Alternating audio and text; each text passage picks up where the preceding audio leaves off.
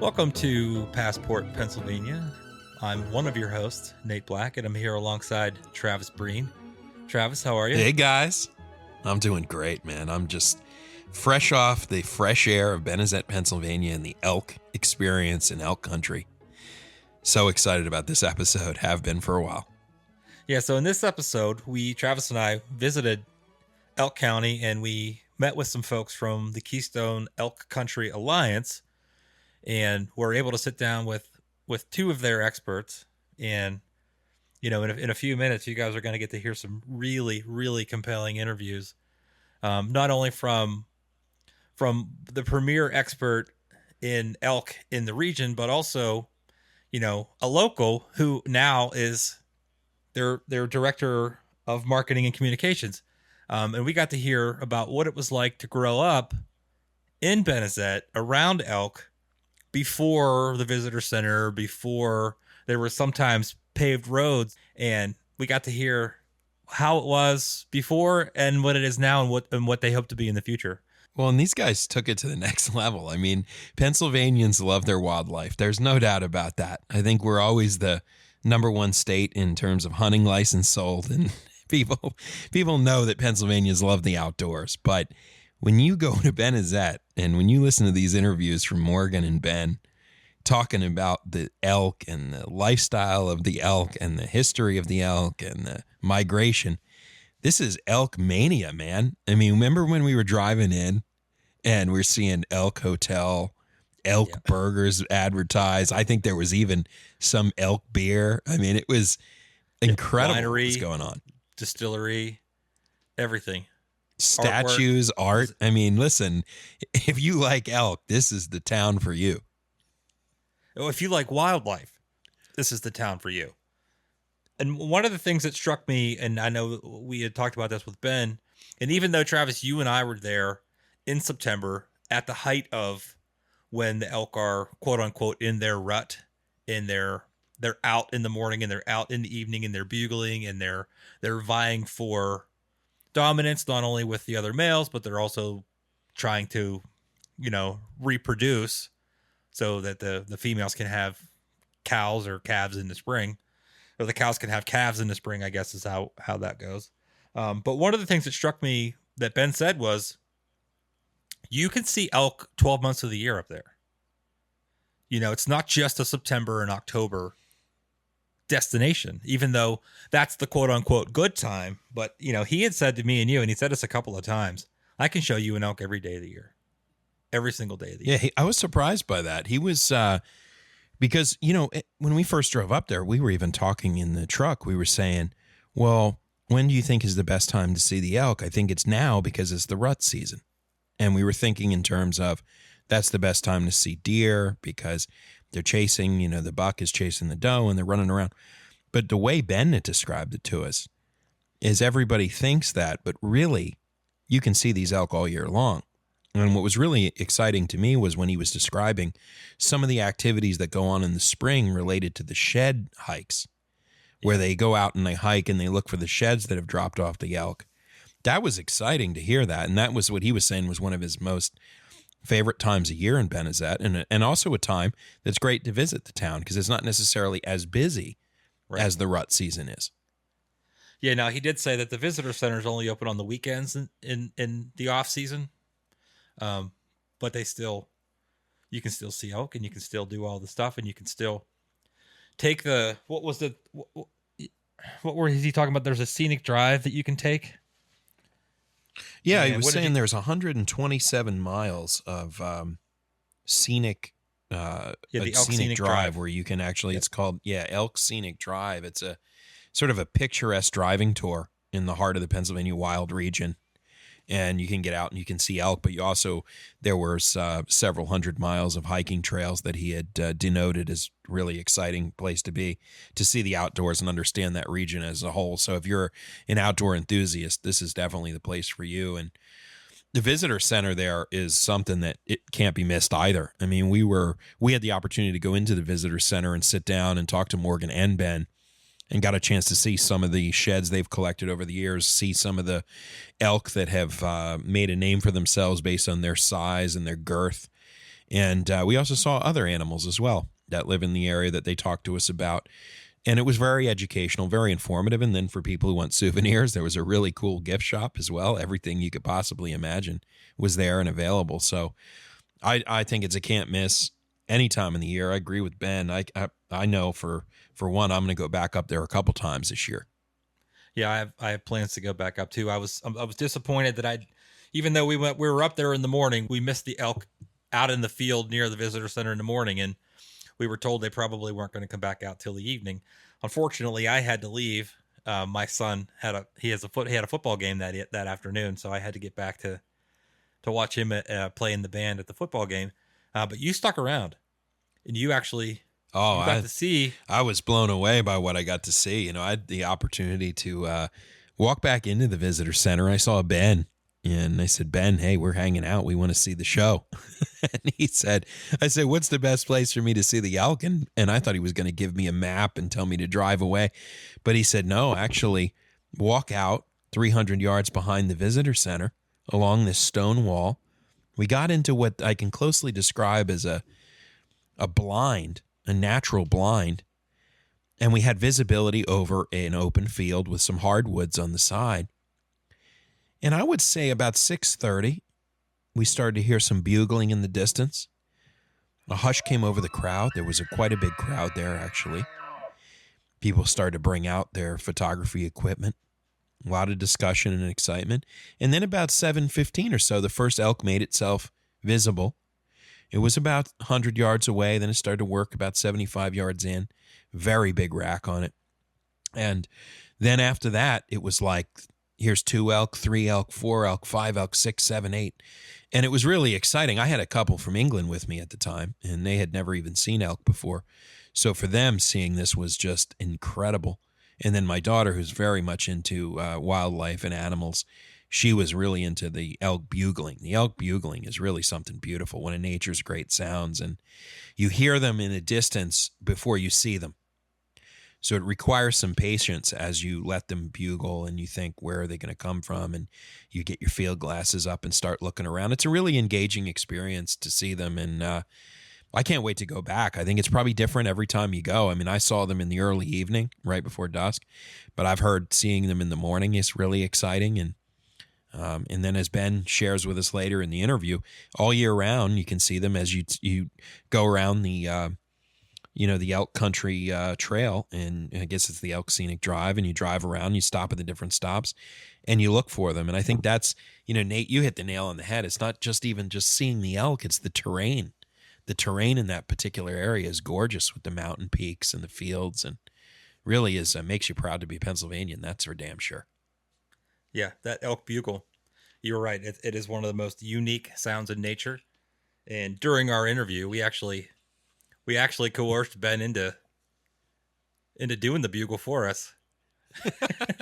He did it so well. I didn't know if it was really an elk. I started looking out the window. Yeah, it was very impressive.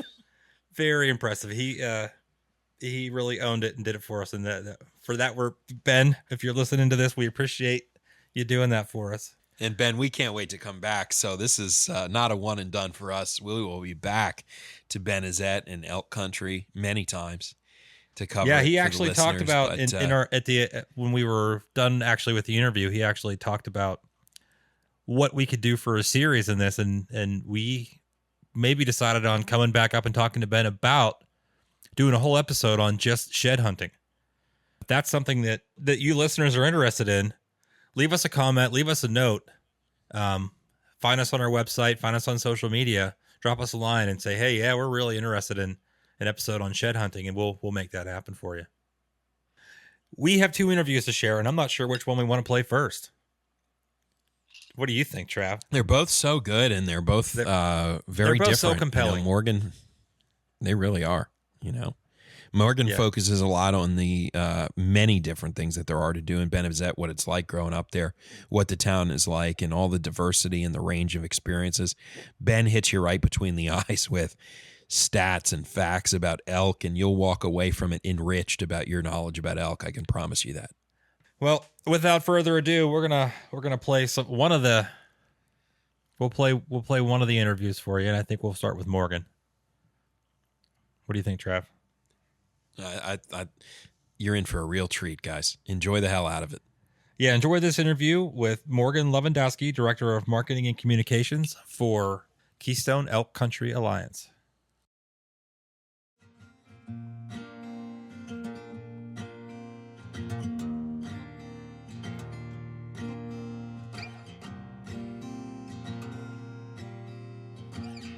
All right, Morgan. Well, great to meet you. Yes, I'm so excited to be here. So driving in, we saw Elk Hotel, Elk Distilleries, Elk Villages, Elk everything. People are crazy about elk here. Yes, we are. Yes, we are. So tell us a little bit about that and what brought you here, Morgan. What brings you to Elk Country and Ben Izette specifically? So I'd say I am one of the few extremely fortunate people to be from this area. So my great grandparents lived here. My grandparents, aunts, uncles, cousins, parents, siblings, all still live in Ben Izette. So it's pretty cool to see the generations come through. I'd say there's probably only 3 to 4 families truly from this area. So it's really neat. That's incredible. So when did the elk craze begin? Oh my goodness. So my entire life. So it's funny to hear, my mom's side of the story compared to my side of the story. The elk have been around, but if you hear from my mom's generation, you'd see 1 or 2 here and there. But from when I grew up, they were everywhere. They've really come into this area and this is kind of their home. So to me, I've always seen them. They've always been around. There'd be a herd of 100 coming right through town. And it's just amazing. It's really like a smaller Estes Park. Wow, that's incredible. I mean, what was amazing is arriving here today, coming to the visitor center at the Elk Country Alliance and seeing how many people are walking around in the gift shop, pulling into the parking lot, and really people from all over the state of Pennsylvania and in general other states as well. It was incredible to see that. It's the different license plates coming in. So when would you say tourism really started to take off here? So I'd probably say when the Elk Country Visitor Center came around, so which was 2010, I believe. So, and again, in my lifetime, I always make this joke of, I always used to eat dinner on Winslow Hill on the road. I don't know, as a kid, that's what you do. And I'm not that old, I swear, but Winslow Hill used to be half dirt and it's now recently paved. But just from 10 years ago to today is a totally different story. So the tourism has really thrived in this area. That's incredible. Do we know what the name of the first elk was? I don't. Because I noticed in the room that we're sitting in, so the listeners can understand, we have the elk antlers of the largest elk that has ever been here. So we try to be elk smart in this area, so we don't name the elk from the Pennsylvania Game Commission. So number 36, so he is one of the most popular bulls in this area, and we actually have his shed antlers here with us in the room through fall. So one of the local guys here actually lent us to for a couple months so the visitors can come check them out. Wow. Now, typically when they shed their antlers, when does that happen? What does that process look like? Oh my gosh, so it's crazy. So I'd say March, end of February, early March is the best time. So obviously the bigger the antlers are, the earlier they fall. And then you'll see some of the smaller maybe spikes holding on end of April. And it kind of gets really busy around here because people are serious about finding these elk sheds. So the visitors are taking hiking trails in the woods or going to the viewing areas that are very well marked. And they're just finding the sheds on the ground. Do they bring them back to you, or what do they do with them? I kind of wish they did just to see them. But kind of cool thing about Pennsylvania, so all the elk antlers that you find, deer antlers, elk antlers, you can keep. So, but you cannot sell them, you can't trade them, barter them in any way, shape, or form. But, you go out, spend some time in the woods, bring some home, have some decorations for your house, can't complain there. That's great. In your experience, when are they most active? Oh, so I'd like to say, people come here in the fall because this is the most active time. They're bugling, they're fighting, they're rutting, mating, all that good stuff. But are you honestly, going to do a bugle for us? No. You don't want to hear that. Okay. But honestly, every time of the year is honestly great because, in the winter, there's not as many people here, but the elk are still out. So I don't think people realize that. They come in the fall to see the elk, but they're here year round. And every time, even in the spring, it's calving season. In the fall, they're mating. In the winter, they're just hanging out, and shed season. There's so many cool times of the year to come see the elk. That's incredible. And there's so much else to see in town. We noticed all of that driving in. So what is your favorite thing to do in town other than look for the elk? So I am a huge fisherwoman, I would say. So when I grew up, we have a local Bennett's Branch, which is probably the river you've seen or creek that you've seen driving in here.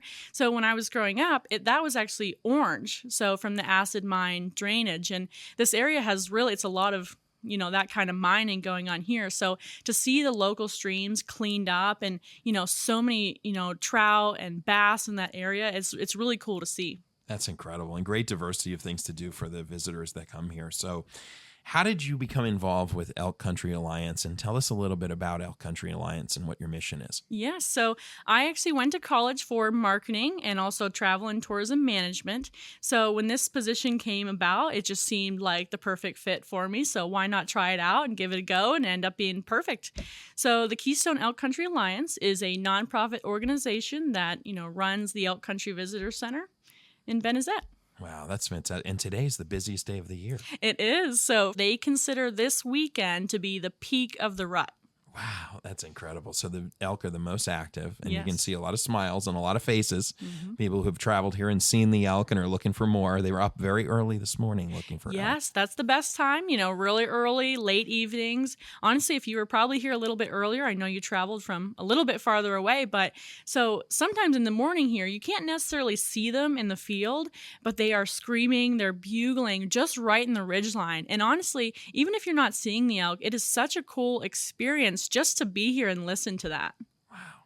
So one thing that I was really impressed about, when you go to your website, there's a list of courses that listeners can come or travelers to the area can come and learn more about elk and the local area.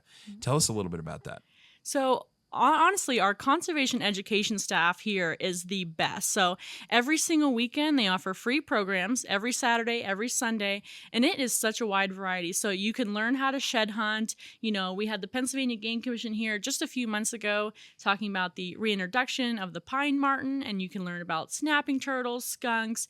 We have archery basics program. It is such a wide variety and always free, always family friendly. So come join us sometime. It's really a great time. That's fantastic. How is the balance between hunting and conservation of the elk? Yeah, so I know a lot of people in this area, they love to see the elk and they're like, oh, I would never shoot one. But hunting is part of conservation, and hunting is what keeps this elk herd, healthy and growing at the rate that they do. So the Pennsylvania Game Commission, tries to keep about 10% of the hunting, licenses going out. So they're estimating right now we have about 1,400 to 1,500 elk in the state. So as of this year, they have about obviously 140 licenses going out. So a visitor that comes and is inspired by the elk and some of the great educational programs you have here, great nature programs as well, they have an interest in going in an elk hunt. How can they go about doing that? So there's a multitude of ways. So there's 3 different ways in the state of Pennsylvania. All is done, well, I shouldn't say all, 2 of which is done by raffle. So the Pennsylvania State Game Commission, you can apply for all 3 of their seasons: the early archery season, the general season, and the late season. So I believe it's $11 and some change per season, so $30-some. The Rocky Mountain Elk Foundation does have a Pennsylvania State Governor's Tag, as long as the Keystone Elk Country Alliance as well. So we do have the same tag, but we go about it in 2 separate ways. So theirs is done by an auction. Ours is done by a raffle. So the cool thing about our, elk hunt here is it's chance 1 for 25, 6 for 100, so it's very reasonable. And the Keystone Elk Country Alliance covers almost everything in your hunt.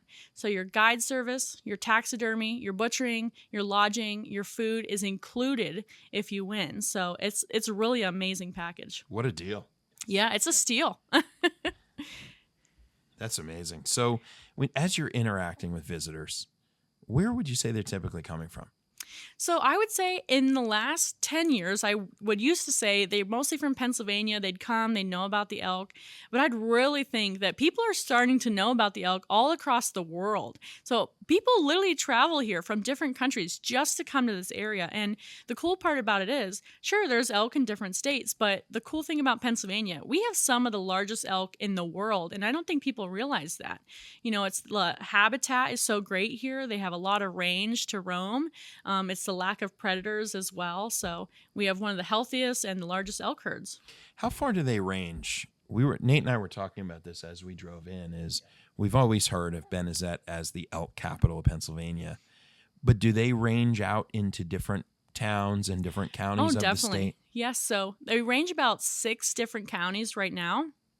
So the Pennsylvania State Game Commission is trying to keep them, not necessarily that they control them anyway. It's obviously a wild animal, but kind of try to keep them north and east because that's where the least, populated areas are, and the elk need so much woods and free area. But yeah, 6 different counties. They're all spread out, but it's so strange because, Winslow Hill, Benezet, where we are right now, even though I swear the elk can go hundreds of, maybe not hundreds, miles and miles away.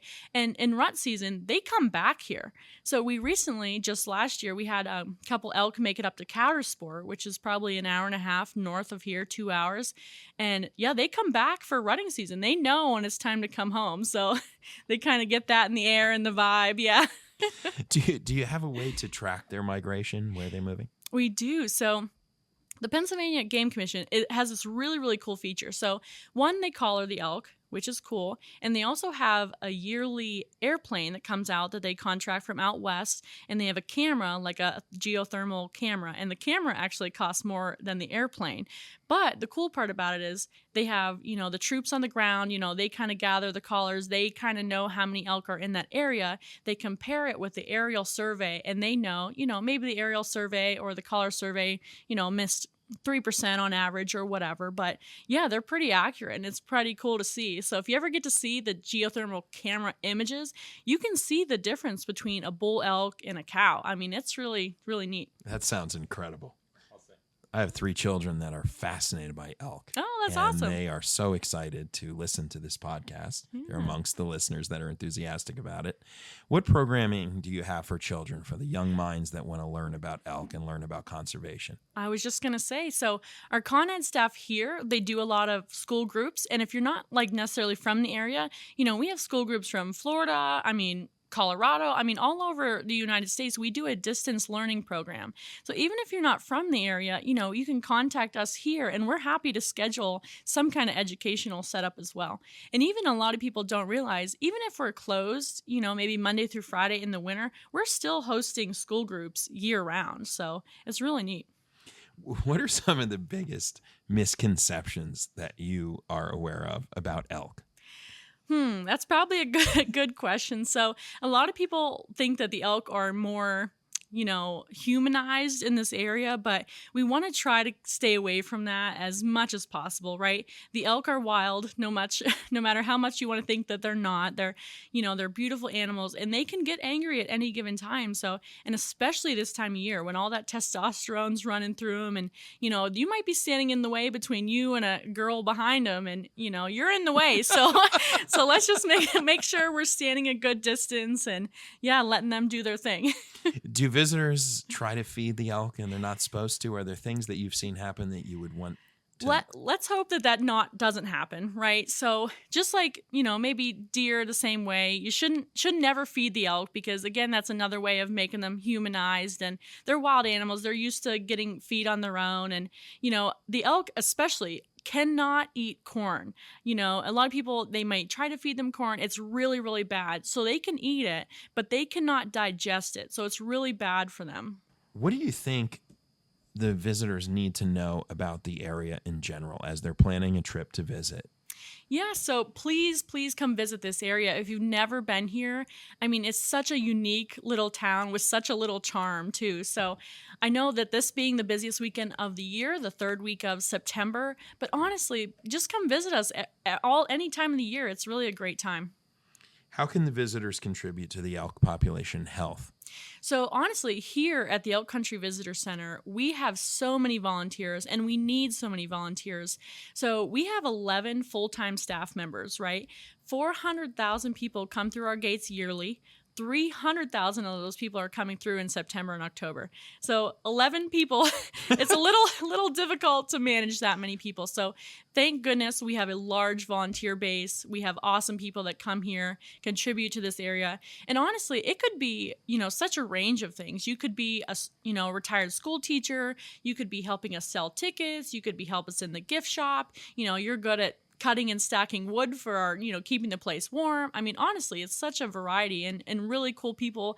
And we've really become a family here. So the volunteers I see, even if I see them once a year, it's like, hey, I really enjoy seeing them around, and it's really awesome. Great way to get involved. It is. So should they reach out to you directly, or how do they do that? Sure. So we have a volunteer portion or a tab on our website, experienceelkcountry.com. We have just click the volunteer, and we'll have a list of options. And you can just call the visitor center anytime and, say, hey, I'm coming up this specific day. We'll find you something to do.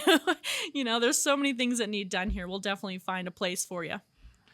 What's your favorite elk viewing area in this region? So, too funny, but personally, my backyard, I will have to say. But so I That's can't. a nice way to start the morning. Yeah. So, it's good to look out your kitchen. There's a bull elk just crossing through the yard. It's great. But to the public, I would honestly say the Winslow Hill viewing area, it's like a 360 view of land. The elk are everywhere. And honestly, this area has really amazing sunsets. So if you're here, the sun's setting, the elk are bugling, they're out. You get some really amazing photos.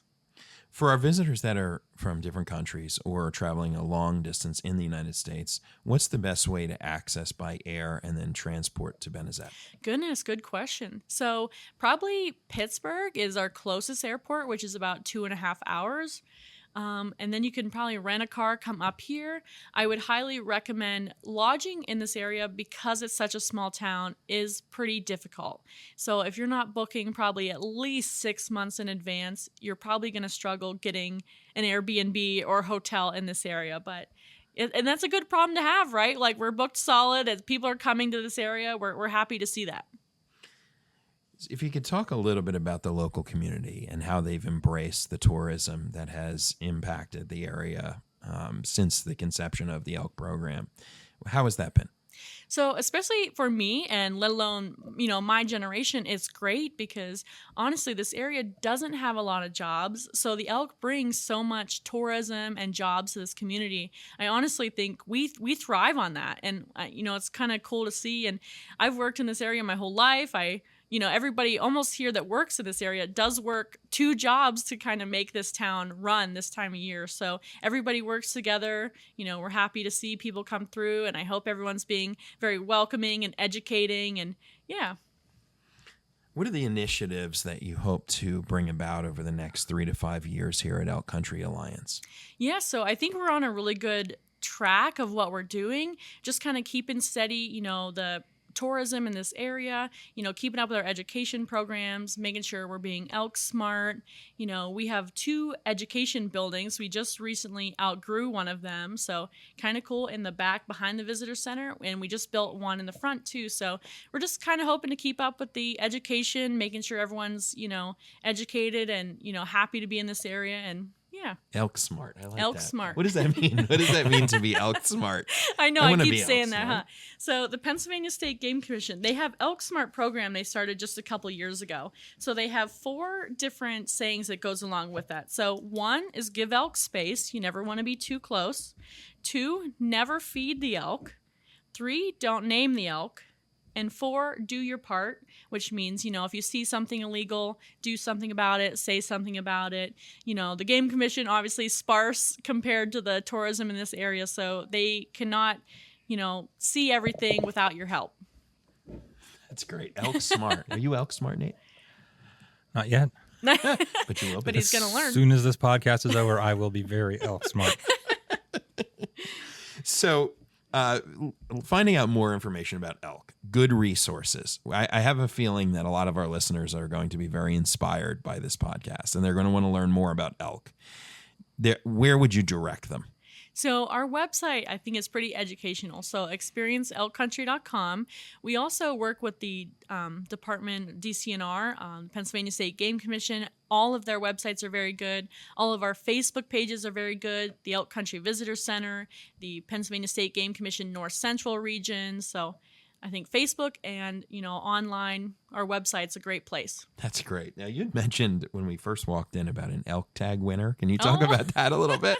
So we are on, I believe, our 11th year of our conservation tag. So what happens is that is a major fundraiser for us here. So the Elk Country Visitor Center is kind of...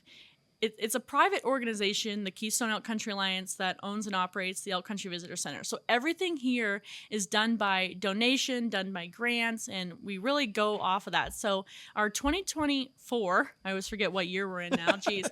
You and me both. Holy cow. So 2024, our elk tag winner drew a tag. He is from Latrobe, Pennsylvania, so he's kind of a local guy, and his family has actually for many, many years had one of those CCC camps in the local area, so he's been coming up here a long time, and he is actually on taking a few days break right now, but he's been starting his hunt, I believe, September 3rd, and he's hopefully going after his bull right now. Very cool. Yeah. Very cool. And some of our bulls from our previous years, I mean, they're 400 plus class bulls. So if you don't exactly know what that means, that is large and in charge kind of bulls. So it's now, pretty as a cool. prerequisite to that hunt, they need to be elk smart before Yes, they... yeah, definitely. And we actually have out in our great room here, we have the 2023 bull tag winners shoulder mount with us now until he comes picks it up. So he has left it here for the fall, kind of for the public to see, and then we'll be picking it up shortly. What an experience. Yeah. So if you had to plan an itinerary for a weekend for someone coming from Philadelphia or Pittsburgh or some other part of the state, how would you do it? What would you recommend? So Airbnb is a great way. Obviously, there's hotels, there's different types of people. People want to stay in Airbnb. They want to stay in a rustic cabin. They want to stay in a hotel. So book that far in advance. Honestly, get up early, start your day. The elk are out, 6, 7 o'clock in the morning. Midday is kind of a little bit hot for them. And especially it's been a hot year right now. So just go enjoy some of the local businesses, have some ice cream, have some lunch. There's a lot of trails in this area as well. Waterfalls, get fly fishing. So there's a lot to do here. And there's actually a Kinzu Bridge, which isn't that far from here. But right now in the fall foliage is a great time to see the bridge as well. And for the RV enthusiasts that are out Yes. there, we did notice some great campgrounds coming into town. Yeah, we almost got hit by one on the way up the hill. Oh, an RV. We were so busy looking for elk, but we almost got sideswiped by a fifth wheel. Oh boy. So we actually just had one in town for a long time, but it's great to see. We have a couple more additions coming in the last couple years. So we have the Riverview Campground, we have the Elk Crossing 555, and we do have one more, the Elk Crossing Campground as well, and one more, I'm forgetting their name, but we do have a few in town.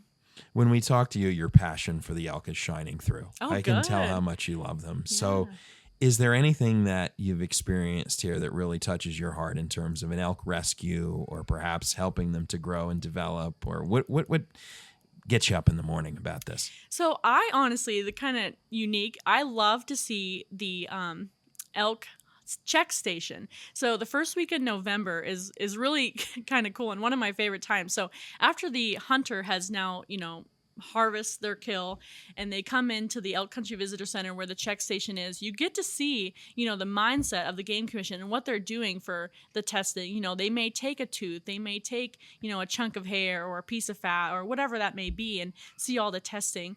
And kind of cool, I have traveled all over the United States and it's kind of not on purpose, but just accidentally. But I've seen all the different types of elk. So I've gone out and I've seen the Roosevelt elk, I've seen the Thule elk, and it's just these elk that we have here, the Rocky Mountain elk, are just like no other. They're the best.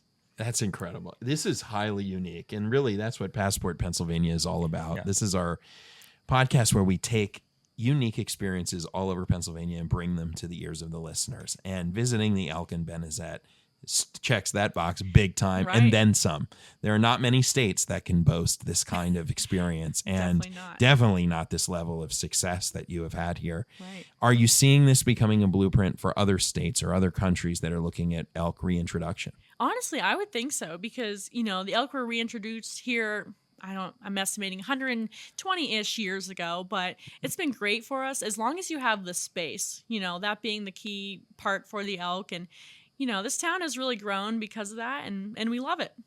Did the elk originally come from Yellowstone National Park? Yes. Okay. Yes. That's a neat story in itself, too, because a lot of travelers, that's a bucket list item for them. And then they come back east and they have an opportunity to not say goodbye to the elk, actually welcome the elk to an area close to you. Uh-huh. The native elk, before they were exterminated. Yeah. Back in the 1800s. Yeah. What were they? Were they a different brand of elk, a different kind of elk? Is that maybe a question for Ben? Yeah, Ben knows a lot more about the history and like the backstory of the elk. And it's cool to think that the elk have, when they were reintroduced, come over by train. So how do you think how crazy that is to truly think about there? Yeah. That's incredible. Yeah, that's transporting elk presents its own. Right. Yeah. And I do know like the original elk, the native elk in this area. So because of, there wasn't as many hunting regulations back then. So that's unfortunately how they were wiped out. Just the hunting kind of took them out. And I believe the last elk was remaining here in Elk County. So that's kind of how Elk County got its name. So kind of cool.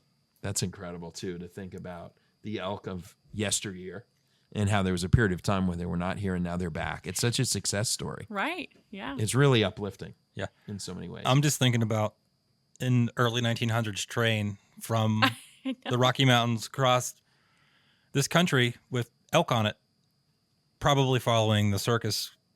The circus train with the zebras and the elephants, and then there's a whole train of elk. It's like move over Vanderbilt and Carnegie, because if you haven't transported elk via train, you haven't done anything. Right. I just can't imagine in my head what that was like.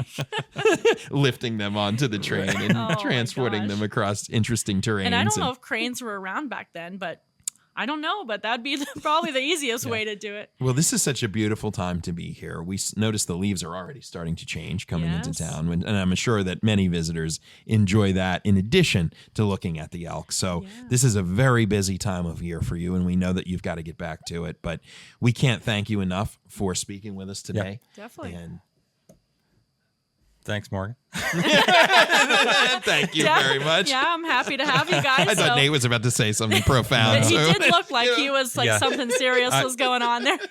I'm not a very profound individual, but again, thank you for joining us on Passport Pennsylvania podcast. We really appreciate your time. Yeah, thanks for having me.